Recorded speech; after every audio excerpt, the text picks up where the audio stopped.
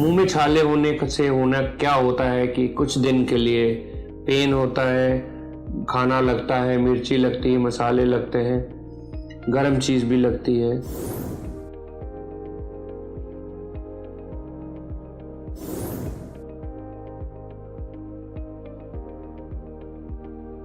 और ये किसी भी जगह मुंह के अंदर हो सकते हैं, जीभ पे, टंग पे होते हैं, गालों के अंदर के हिस्सों में हो सकते हैं, दांतों के जबड़ों पे हो सकते हैं, मसूड़ों पे हो सकते हैं, लिप्स पे हो सकते हैं और गले में पीछे भी हो सकते हैं। इनमें मोटी मोटी 3-4 टाइप के अल्सर्स होते हैं जो कि हम डिस्कस करते हैं।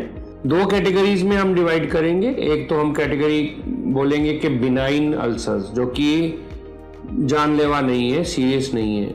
दूसरा मैलिग्नेंट अल्सर, जो कि कैंसर वाले अल्सर्स होते हैं। तो इस टॉक में हम ज़्यादा बिनाइन अल्सर्स के बारे में बात करते हैं। 2-3 किस्म की प्रॉब्लम्स होती हैं लोगों में। एक प्रॉब्लम का होता है जिसको हम बोलते हैं एफ्थस अल्सर्स, मुंह में सफ़ेद रंग के छाले होना। और ये बीमारी जो है, इस बीमारी में हम देखते हैं कि ये जो छाले हैं अपनी जगह बदलते रहते हैं। एक जगह से ठीक होते हैं तो दूसरी जगह हो जाते हैं, दूसरी से ठीक होते हैं तो तीसरी जगह हो जाते हैं। तो इसको एफ्थस अल्सर्स बोलते हैं। ये अल्सर्स जो होते हैं ये मल्टीपल नहीं होते हैं, 3-4 छाले मुंह में एट ए टाइम, या 2 या 3 छाले एट ए टाइम मुंह में होते हैं, जो कि बहुत पेनफुल होते हैं और 2-4 दिन में वो अपने आप ठीक हो जाते हैं। ये टेंडेंसी है, पेशेंट्स को टेंडेंसी होती है उनको एफ्थस अल्सर होना।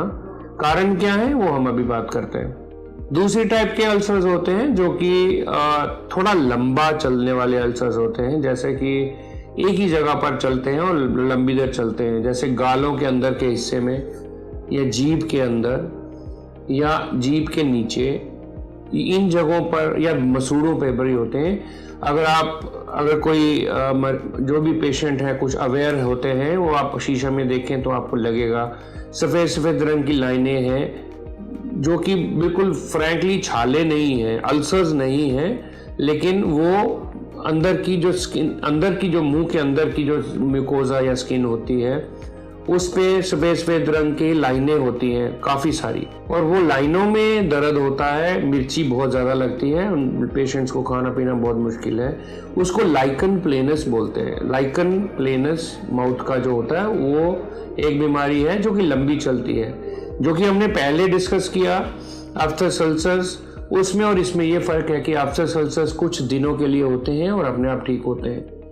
ये जो बीमारी है लाइकन प्लेनस की, लाइकन प्लेनस में ये लंबा चलता है, ये कई महीने, 2-3 महीने भी चलती रहती है बीमारी, और इसके लिए काफ़ी इलाज कराना पड़ता है, फिर कुछ फ़र्क पड़ता है। थर्ड पेम्फिगस जिसको बोलते हैं, जो कि एक पानी से भरा हुआ छाला, कई पेशेंट्स को मुंह में होते हैं पानी से भरे हुए छाले, जो कि फूटते हैं और पूरी चमड़ी उतर जाती है, और ये भी गालों में हो सकते हैं, टांग पे हो सकते हैं, ऊपर तालू पे हो सकते हैं। तो ये इसका भी एक इलाज संभव है, लेकिन थोड़ा डिफिकल्ट है। इसके बारे में अभी हम ये जान लेते हैं कि इसके कारण क्या है।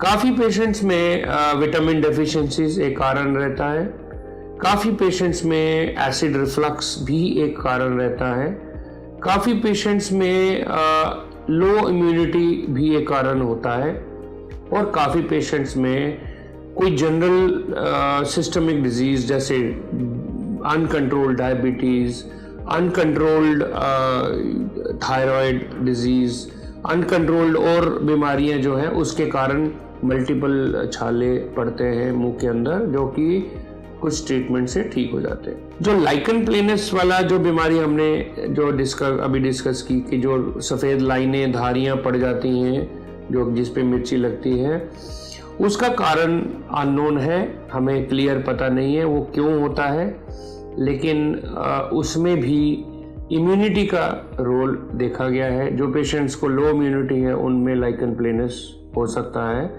और उसको ट्रीटमेंट भी उसका लंबा होता है। बिनाइन अल्सर्स में जिसमें एफ्थस अल्सर है, उसकी अगर ट्रीटमेंट पे बात करें तो हमें इसके लिए ज़्यादा ट्रीटमेंट नहीं करना है, सपोर्टिव ट्रीटमेंट करना पड़ता है।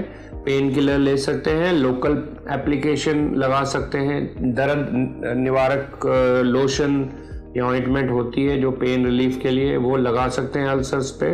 मल्टीविटामिन लेना पड़ेगा आपको एंटासिड भी लेना पड़ेगा कुछ देर के लिए। माउथ में गार्गल्स, एंटीसेप्टिक गार्गल्स या इस तरह की चीज़ें यूज़ करनी पड़ेंगी। आफ्टर सर्जरी 4-5 दिन के बाद ठीक हो जाते हैं अपने आप, और उसका नेक्स्ट क्रॉप फिर दोबारा आता है कभी कई महीनों के बाद, फिर वो किसी और जगह पर होंगे। ये सारी चीज़ें जो है आफ्टर सल्सर में देखी गई हैं, फिर वही ट्रीटमेंट करना पड़ता है। इसको हम प्रिवेंट करना चाहें तो शायद हम नहीं कर पाते हैं।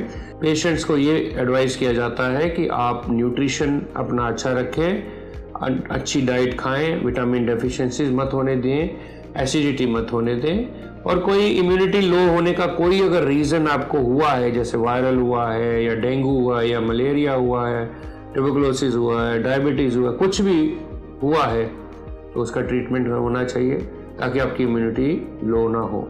जो लाइकन प्लेनस के बारे में अगर हम बात करें तो उसमें ट्रीटमेंट जो है वो दवाई खाने के लिए भी होती है, इंजेक्शंस भी होते हैं, और लोकल लगाने के लिए ऑइंटमेंट भी होती है। तो उसमें प्राइमरीली स्टीरॉयड लगाए जाते हैं, स्टीरॉयड का इंजेक्शन लगाया जाता है, स्टीरॉयड की गोली भी दी जा सकती है।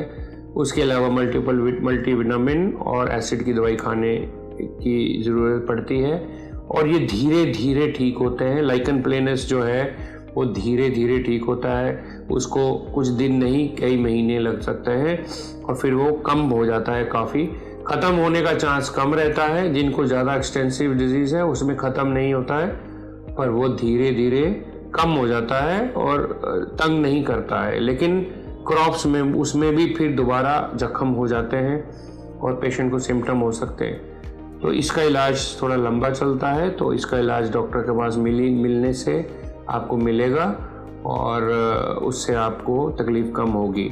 एक पेम्फिगस करके हमने डिस्कस किया था, जिसमें कि पानी से भरे छाले मुंह के अंदर होते हैं बिना कारण के। वो भी एक इम्यूनिटी रिलेटेड डिजीज़ है, जिसमें आपकी इम्यूनिटी लो होने से ये होता है, और कई पेशेंट्स को ये टेंडेंसी है, उनकी बॉडी में ऑटो इम्यूनिटी के अगेंस्ट ये प्रॉब्लम होती है। ऑटोइम्यून डिजीज़ हो सकती है जिसमें ये छाले पड़ते हैं। इसमें भी स्टीरॉयड एक इम्पॉर्टेंट ट्रीटमेंट है, जिसमें कि लगाने वाला भी और खाने के लिए भी करने से ये फ़र्क पड़ता है। इन तीनों कैटेगरी में से सबसे जो इम्पोर्टेंट, जो कॉमनेस्ट है, वो है आफ्टर सल्सर्स, जो कि जल्दी ठीक होने वाली प्रॉब्लम है लेकिन ज़्यादा पेनफुल है, इसलिए उसका इलाज भी पॉसिबल है, तो वो ध्यान में रखना चाहिए।